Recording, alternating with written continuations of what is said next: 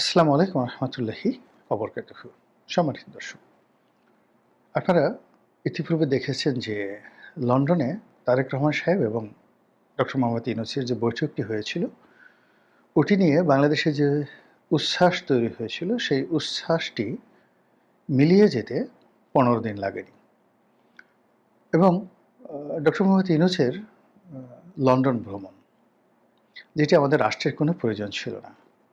তিনি একটি পুরস্কার গ্রহণ করতে গিয়েছিলেন, যেটি তার একান্ত ব্যক্তিগত পুরস্কার ছিল, এবং সেই পুরস্কার গ্রহণ করার জন্য তিনি রাষ্ট্রীয় অর্থ ব্যয় করে লন্ডনে গিয়ে খুব একটি বিব্রতকর অবস্থার মধ্যে পড়েন।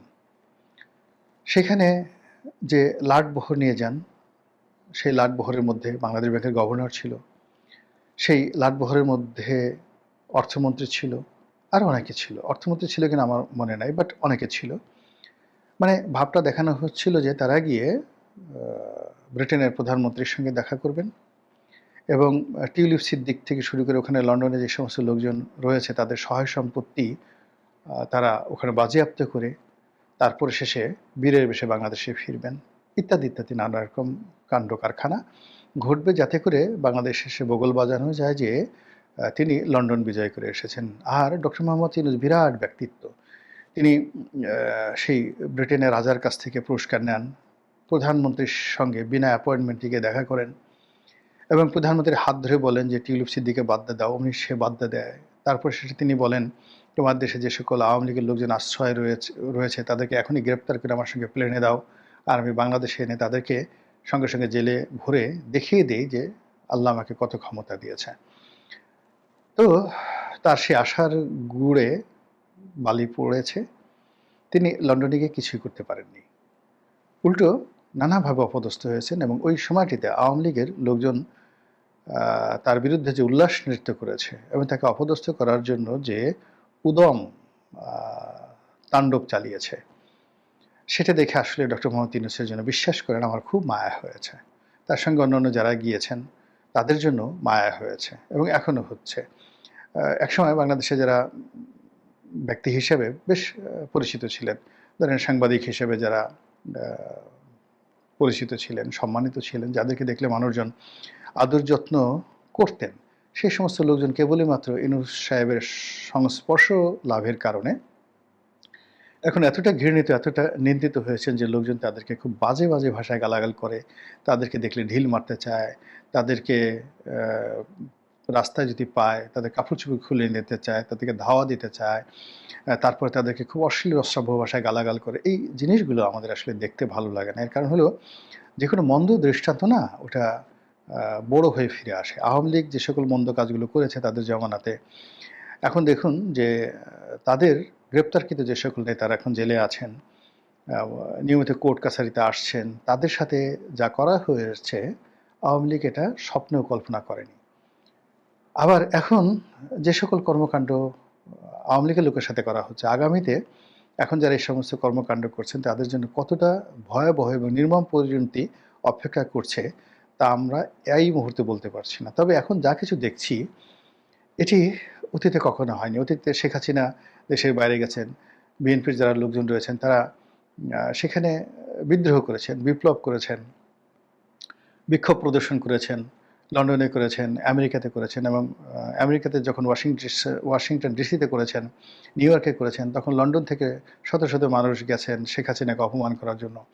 শেখ হাসিনা যে হোটেলে গিয়েছেন, তো সেই হোটেলের উল্টো দিকে দাঁড়িয়ে যখন তারা বিক্ষোভ করছিল, শেখ হাসিনা সাহস করে তাদের কাছে এগিয়ে গেছেন, তাদেরকে চা খাওয়ার জন্য দাওয়াত দিয়েছেন, তাদের সাথে কথা বলার চেষ্টা করেছেন। কিন্তু দেখুন, সেই পরিস্থিতি এখন এতটা, মানে যাকে বলা হয় অগ্নিগর্ভ হয়ে গেছে যে লন্ডনে যখন ডক্টর মোহাম্মদ ইউনূস ছিলেন তখন পরিস্থিতি এমন উত্তপ্ত ছিল যে ডক্টর মোহাম্মদ ইউনূস হোটেল থেকে বের হয়ে শেখ হাসিনার মতো সাহস করে বিক্ষোভকারীদের সামনে দাঁড়াবেন, বাংলাদেশে এমন কোনো বদ্ধোন্মাদ আছে যে পরামর্শ ডক্টর মোহাম্মদ ইউনূসকে দেবেন?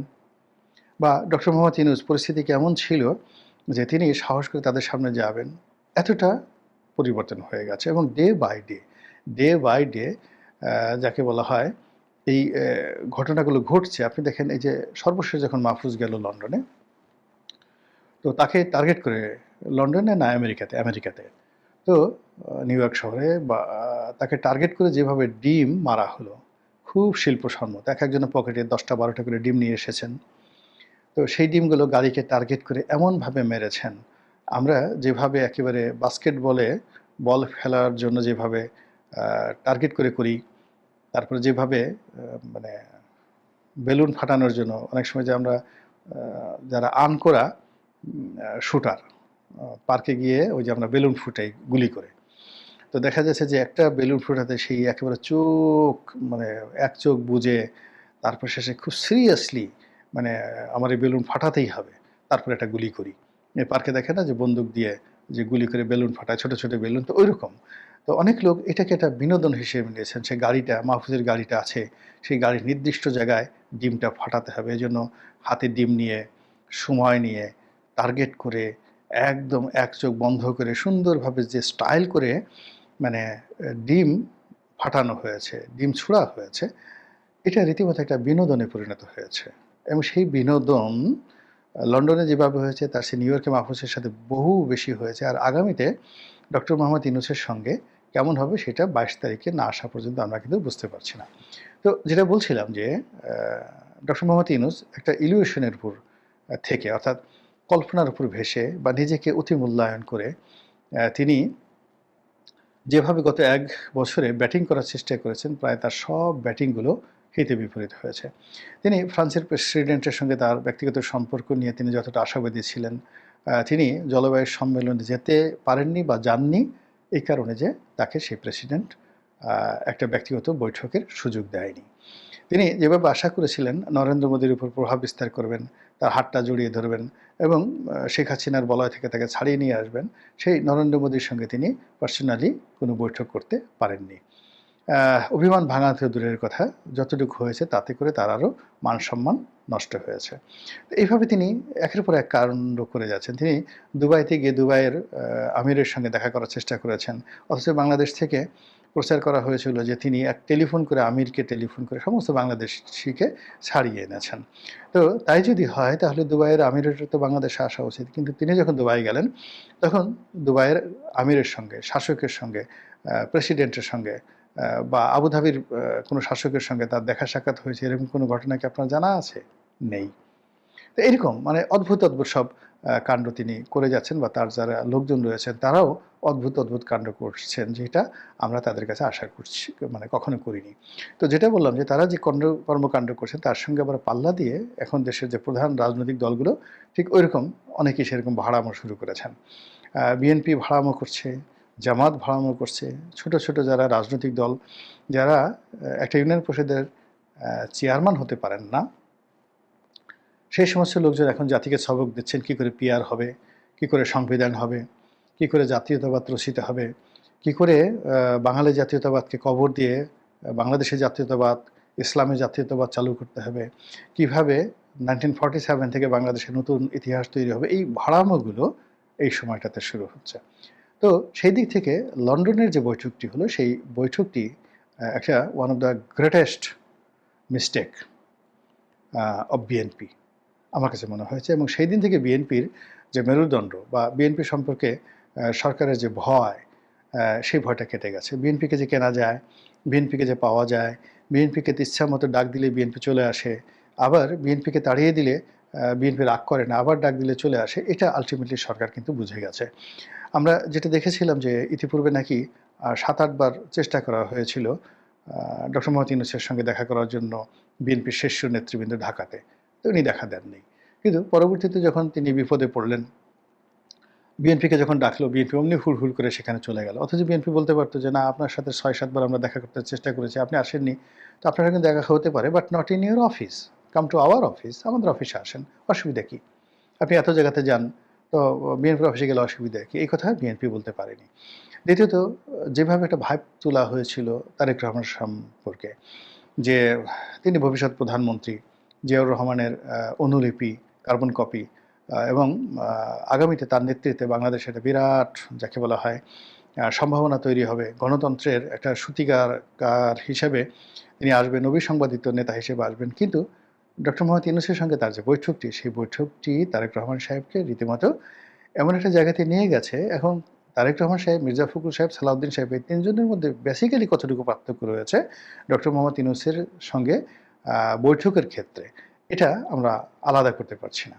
আর ডক্টর মোহাম্মদ ইউনূস, তারেক রহমান সাহেব, সালাউদ্দিন সাহেব, মির্জা ফখরুল সাহেব, তারপর শেষে বিএনপির অন্যান্য যারা নেতৃবৃন্দ রয়েছেন, গয়েশ্বর বাবু, নজরুল ইসলাম খান, ডক্টর মঈন খান, তাদের মধ্যে তিনি কাকে গুরুত্বপূর্ণ মনে করেন সেটা এখন প্রশ্ন সাপেক্ষ। অর্থাৎ তিনি যার দিকে হাসি মুখে তাকাচ্ছেন তার জীবনে পূর্ণিমা চলে আসছে।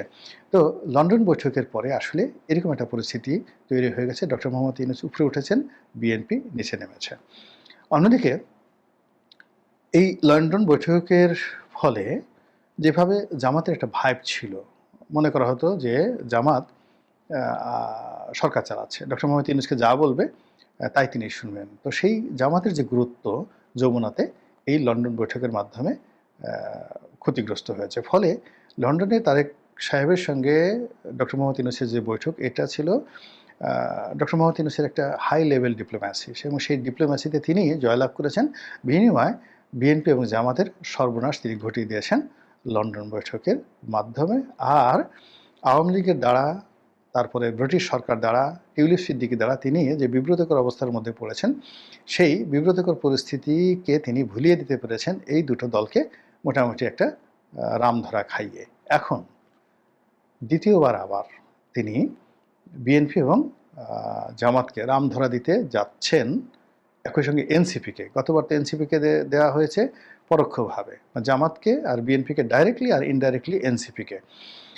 তারেক রহমান সাহেবের সাথে আলাদা বৈঠক করে এনসিপিও রাগ করেছিল। কিন্তু এইবার যেটা হলো, এই তিনটি দলকে, এনসিপিকে, বিএনপিকে এবং জামাতকে একসাথে ত্রয়ী করে রামধরা দেওয়ার জন্য তিনি সেই নিউ ইয়র্কে যে তার জাতিসংঘ মিশন, সেই মিশনের যে সফরসঙ্গী করেছেন রাজনৈতিক দলের নেতাদেরকে, এই সফরসঙ্গী করার মাধ্যমে এই তিনটি দলের যে অবশিষ্ট ইমেজ ছিল, সেই ইমেজটি এখন হাস্যকর পর্যায়ে, অগুরুত্বপূর্ণ পর্যায়ে, এবং জনগণের সামনে আগামীতে উঁচু কথা বলার মতো ভবিষ্যতে এদের আর কোনো অবস্থা থাকবে না। এরকম একটা পরিস্থিতি তৈরি করার জন্যই মূলত তিনি তাদেরকে আমেরিকায় নিয়ে যাচ্ছেন। এখন এটা তিনি নিয়ে যাচ্ছেন নাকি এনসিপি, জামাত এবং বিএনপি তারা যুগপৎভাবে সেখানে যাচ্ছে, এটা আমরা বলতে পারবো না। কিন্তু এগুলো নিয়ে কিন্তু বাংলাদেশে প্রচুর সমালোচনা হচ্ছে। দ্বিতীয়ত, আমেরিকাতে যাওয়ার পরে তাদের জন্য যে পরিণতি অপেক্ষা করছে,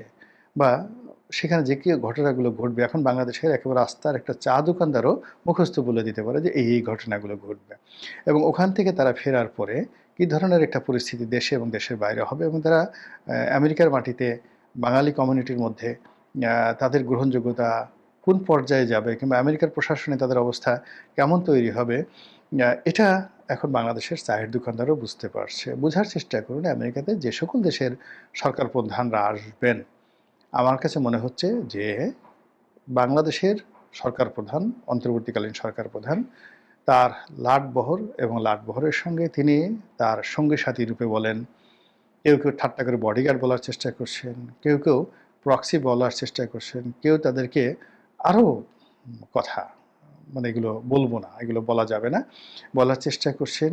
তো এদের আমেরিকাতে গমনের ফলে ওখানে যে নাটক মঞ্চস্থ হবে, যে দৃশ্য রচনা হবে, এবং ওখানে যে কৌতুক হবে, ক্রিয়া হবে, পুতুল নাচের ইতিকথা রচিত হবে, তা পুরো নিউ ইয়র্ক পুলিশ ওই এলাকার বাসিন্দাদেরকে যে বিনোদন দেবে, তার সঙ্গে সঙ্গে বাংলাদেশকে যে একটা ঐতিহাসিক বিনোদন দেবে, সেই বিনোদনের ফলে যারা এখানে খেলবেন তাদের অবস্থা কি হবে আমরা বলতে পারি না। কিন্তু যাদেরকে উদ্দেশ্য করে এই খেলাধুলা হবে, তাদের অবস্থা যে কি হবে রাজনীতিতে, এটা ভাবতেই আমার নিজের কাছে খুব শরম লাগছে। মহান আল্লাহ আমাদের সবাইকে হেদায়েত দান করুন এবং হেফাজত করুন। আসসালামু আলাইকুম ওয়া রাহমাতুল্লাহি ওয়া বারাকাতুহু।